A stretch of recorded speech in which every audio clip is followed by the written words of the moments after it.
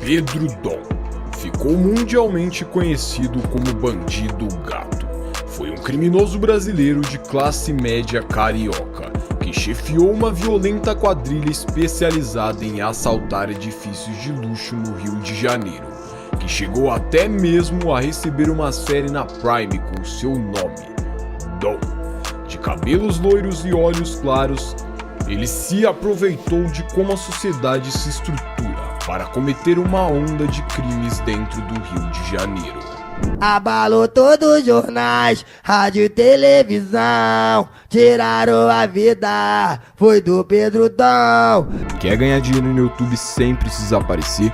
Eu já tenho mais de 6 canais monetizados, lucrando cerca de 6 mil em cada um. E tudo graças a um curso de canais do Peter. E você também pode começar agora mesmo, é só acessar o primeiro link na descrição. Bom, este aqui é o Isso é o Trap e hoje você vai conhecer a história de Pedro Dom.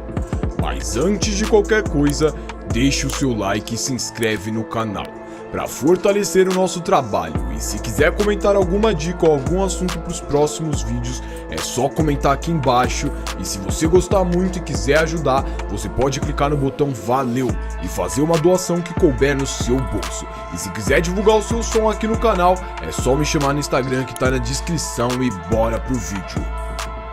Antes de qualquer coisa, é bom entendermos quem foi Pedro Dom. Um dos maiores, se não o maior assaltante do Rio de Janeiro. Chegou até mesmo a receber uma série na Amazon Prime com seu nome e inspirado em sua história. Apesar de algumas pequenas diferenças, a série conta a história do assaltante. E hoje você vai conhecer as diferenças entre a história real e a série. Pedro Machado Lomba Neto ficou mais conhecido popularmente pelo seu vulgo, Pedro Dom, e nas mídias ficou reconhecido como Bandido Gato. Ele nasceu em 27 de setembro de 1981 e acabou se tornando um nome forte dentro de uma das maiores facções do Rio de Janeiro, o ADA, os Amigos dos Amigos. A história de Pedro Dom passa por diversos contrastes, mas dá para se dizer que a história de Dom se inicia mesmo em sua infância. A infância de Pedro Dom sempre foi meio conturbada, o que levou a diversas tramas na vida do jovem. Apesar de Pedro ter nascido em um bairro nobre do Rio de Janeiro e ser considerado classe média, ele acabou muito cedo se envolvendo com o crime. O menino cresceu com seus pais sempre brigando dentro de casa, criando o menino em um ambiente um pouco preocupante. Dom era filho de um ex-policial que integrou o Esquadrão de Ouro da Polícia Civil. Ele também foi o responsável por grande parte do roteiro da série. A mãe de Dom, Nídia Sarmento de Oliveira, ao lado de seu marido, criaram o menino juntos até os 4 anos de idade, quando se deu a separação do casal. Apenas com 4 anos, Dom teve que aprender a lidar com isto. Mas este era apenas o começo de tudo, pois somente aos 5 anos o menino viria a passar por um episódio que alteraria sua infância e sua vida para todo sempre. Aos 5 anos, Dom sofreu um acidente e acabou sendo atingido por um carro. Enquanto tentava atravessar, o acidente tomou proporções bem preocupantes. Seu pai dizia ser um milagre e o avô de Dom, que era médico, dizia ser impossível este acontecimento. O que chamou a atenção dos médicos foi o fato de que Pedro não teria chorado e nem sofrido durante os procedimentos. Foi quando descobriram que ele sofria uma condição rara em seu sistema nervoso, que o impediu o menino de sofrer qualquer dor. O problema disso é, como a própria série relata, é a dor que nos ensina e a dor que faz nós sermos o que somos. Sem a dor, Dom talvez pudesse não aprender lições básicas e limites da vida para uma pessoa normal. E muito cedo, o menino começou a se envolver com seus amigos e frequentar algumas favelas, e acabou utilizando algumas substâncias. Somente aos 9 anos, ele começou a usar coisas. E 3 anos depois, quando Dom estava completando apenas 12 anos, ele começou a fazer seus primeiros furtos. O primeiro foi a casa da sua própria mãe, onde ele morava com 2 irmãs, e ele começou a pegar o dinheiro para manter o seu vício. Foi quando se iniciou outra fase na vida do jovem, as clínicas de reabilitação. Durante a jornada de Dom, os pais dele chegaram a fazer algumas tentativas para tirar o garoto deste mundo. A primeira e a mais lógica foi internar o menino em clínicas de reabilitação. Devido à condição social de Dom, seus pais conseguiram financiar todas essas internações em locais especializados. Mas a família alega que teve que vender a casa para pagar as internações e os custos de propina que eles tinham que dar aos policiais para que ele não fosse preso. Somente nessas indas e vindas, a família afirma que Dom teria sido internado 14 vezes pela família, e todas elas sem sucesso. A família de fato tentou recorrer o jovem, mas talvez fosse tarde demais. Em sua primeira internação, o garoto tinha apenas 13 anos de idade. Enquanto entrava na adolescência, já aos 15 anos, ele ficou detido na FEBEM, mas em um laudo no hospital psiquiátrico confirmou que Pedro de fato era dependente, o que fez com que ele fosse liberado pelo juiz. A sua mãe ajoelhou-se na frente do júri, implorando que ele voltasse atrás e que internasse ele no hospital psiquiátrico. E em 2001, aos 21 anos de idade, ele acaba sendo internado no hospital devido ao porte ilegal. Mas acontece que o que sua mãe acreditava ser a melhor escolha, na verdade foi o que acabou levando de fato Pedro Dom para a sua vida dentro do crime.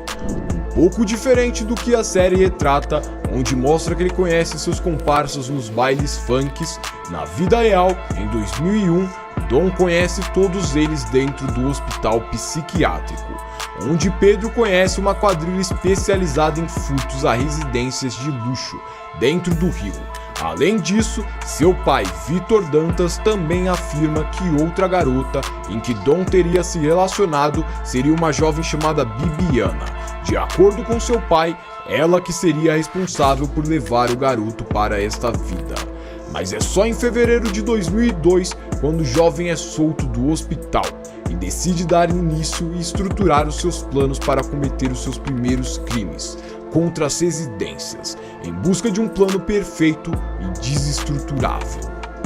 Com uma ambição que nada poderia pará-lo, foi quando ele decidiu dar início nesta vida, e foi quando recebeu o título por todo o Brasil de O Bandido Gato.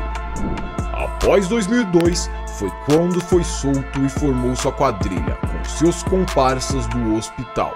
Segundo as investigações policiais, Pedro Dom frequentava festas na zona sul do Rio de Janeiro, em bairros de classe média, onde ele fornecia substâncias para os convidados. E nessas festas, ele utilizava o social hacking para abordar suas vítimas, buscando informações para futuros ataques, obtendo informações importantes sobre quais casas estariam viajando, as folgas dos porteiros e tudo que pudesse somar em seu plano. Em 2004, Pedro Dom já era reconhecido no país inteiro pelo seu vulgo, o Bandido Gato, e já era um dos mais procurados do Rio de Janeiro, e era o líder da maior onda de furto já vista dentro do Rio. Normalmente ele cometia os seus atos pela Zona Sul, em bairros como a Ilha do Governador, Barra da Tijuca e Recreio e na Rebouças, por ter entradas próximas ao Complexo da Maré e à Rocinha, onde ele se escondia após elaborar os seus planos com sucesso. Devido ao seu nome estar crescendo, Pedro Dom passa a ter que lidar com a propina e a milícia do Rio de Janeiro, em busca de não ser preso. Ele começa a acertar o arrego com os policiais, obtendo um passe livre para cometer uma onda de crimes dentro do Rio. Outra coisa que chamava atenção em Pedro era o como o jovem ficava feliz ao ser o título das manchetes, televisões e jornais, o que engrandecia o ego dele. Os planos de Pedro Dom eram sempre bem elaborados e cada um de seus comparsas tinha uma função específica.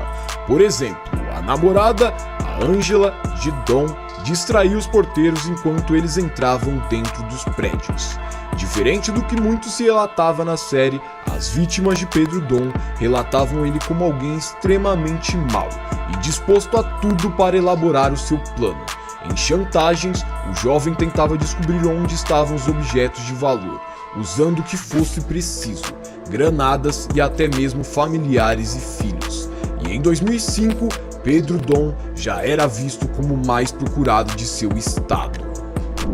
Outro ponto importante tanto da série quanto da história do jovem é o relacionamento com seu pai, Vitor Dantas. A primeira cena da série já é representada por seu pai. A série passa diversas vezes por este contraste do passado do seu pai e o presente de seu filho. A série se inicia com uma cena real, onde seu pai ia até o baile atrás de seu filho, por saber o que ele estaria fazendo lá, e acaba tirando seu filho de lá. O grande problema é que seu pai era um ex-policial. Após trazer o filho para casa, chegou a prender ele na cama para que ele não conseguisse fugir e voltar para os bailes funks. Seu pai foi mais conhecido como Luiz Vitor Dantas Lomba. Ele era um ex-policial aposentado que integrou o Esquadrão de Ouro da polícia. E em sua juventude, o sonho de seu pai era ser um mergulhador, mas ele acaba sendo levado para a polícia, onde ele trabalhou no que era chamado os anos chumbos da ditadura militar. Ele atuava dentro das favelas do Rio de Janeiro como um infiltrado e acabou assistindo o nascimento da substância mais viciante no Brasil, a qual viria a trazer muitos problemas para sua família. Outro problema que a série acabou gerando foi uma discussão que acabou até mesmo levando a processos, com uma briga entre os pais de Pedro Dom. O que iniciou tudo isto foi como a série foi escrita, já que o próprio Vitor Dantas, pai de Dom, foi atrás de Breno Silveira, diretor e roteirista da série, em busca de contar a sua história e sua versão. O problema é que a mãe de Pedro Dom, Nídia Sarmento de Oliveira, não concordou com como os fatos foram apresentados na série. De acordo com a mãe do jovem, Vitor tentou passá-la como alguém desligada, o que não era verdade, já que foi a própria mãe que teria feito tudo pelo jovem, inclusive vendido sua própria casa e apartamento para liberar Dom, cena que também é representada dentro da série. Além disso, ela também relatou que Vitor Dantas, o pai, também teve problemas com substâncias, assim como o jovem, e que isso teria influenciado o garoto a seguir este caminho. Tanto que na própria série, o ator de Vitor reconhece que este era um vício que estava em sua genética. A mãe acabou abrindo um processo contra a série, e o processo acabou não fazendo alterações dentro do roteiro. O caso do Bandido Gato veio a chocar o Brasil inteiro e acabou se tornando tema até mesmo da primeira série de dramaturgia brasileira na Amazon Prime, Dom. A série em pouco tempo se tornou a série mais assistida do Brasil e em toda a América Latina. A série conta com a direção e roteiro de Breno Silveira, que felizmente veio a nos deixar há um tempo atrás, após completar as filmagens da segunda temporada. A série já iniciou a gravação e os processos da terceira temporada, mesmo que a segunda ainda não tenha sido lançada. A expectativa é que a segunda temporada chegue na Prime entre o início de 2023 e o primeiro semestre. Seu pai, Vitor Dantas, também veio a nos deixar em 2018. E por último temos o curioso fato de como se deu o fim de Pedro Dom, com uma operação que ficou conhecida no Brasil inteiro como a Operação Pedro Dom. A operação foi uma organização feita pela Polícia Civil do Rio de Janeiro, onde duas delegacias diferentes se reuniram para investigar a equipe do jovem. Durante 6 meses, os investigadores buscaram traçar um perfil psicológico do garoto e a sua forma de agir, buscando assim informações de como ele iria prosseguir em seus próximos planos.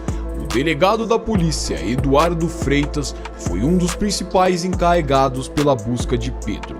O mesmo reconheceu que foi uma investigação extremamente complexa, do início ao fim, devido ao fato do garoto, após o seu ato, ele buscava abrigo e esconderijo dentro de favelas dominadas pelo ADA, os amigos dos amigos, o que dificultava a entrada da polícia nos locais. Durante 2004 e 2005, Pedro Dom se tornou o mais procurado. Com essas informações, a polícia decide montar um cerco fechado para o jovem na noite de 15 de setembro de 2005. A investigação também divulgou que foram coletadas escutas telefônicas do telefone de Dom, e foi quando os investigadores descobriram que o jovem estaria saindo de uma comunidade na Vila dos Pinheiros, no Complexo da Maré, e após isto, Pedro iria até o seu último destino, a Rocinha, na zona sul da cidade. Algumas horas antes, Dom tinha praticado outro ato no Jardim Guanabara, na Ilha do Governador, na zona norte. Outra informação foi que Pedro Dom estaria vindo em uma garupa de uma moto para a zona sul. Foi quando a polícia fechou o cerco para pegá-lo. Pela área da Rebouças, onde era outro local estratégico que ele usava para fugir. Por volta de 15 policiais, eles elaboram o plano, fechando o túnel de passagem da Rebouças para as favelas. E é quando o jovem acaba entrando dentro do túnel e caindo no cerco. Ainda com esperança de fugir, Pedro Dom e seu comparsa que dirigia a moto param e jogam uma bomba em direção aos investigadores.